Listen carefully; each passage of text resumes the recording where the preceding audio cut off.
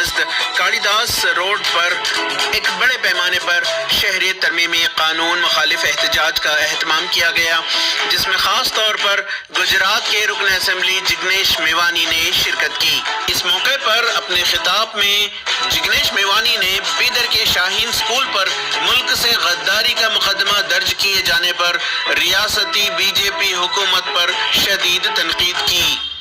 جو بچے ایک ناٹک کر رہے تھے اور اپنے تھیٹر پرفارمنس کے مادھیم سے سی اے اور این آر سی کے خلاف پروٹیسٹ کرے تھے، ان بچوں کے پیرنٹس اور اسکول کے ٹیچر پرنسپل کے اوپر سیڈیشن کا کیس لگانا، یہ مودی امت شاہ کی سرکار کا فاسی وادی چہرہ ہے۔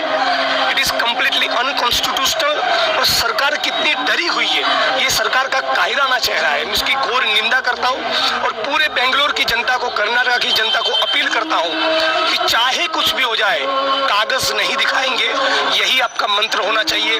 یدی آج ہمارے بیچ میں بسونا جی ہوتے تو وہ بھی یہی کہتے کہ کاغذ نہیں دکھائیں۔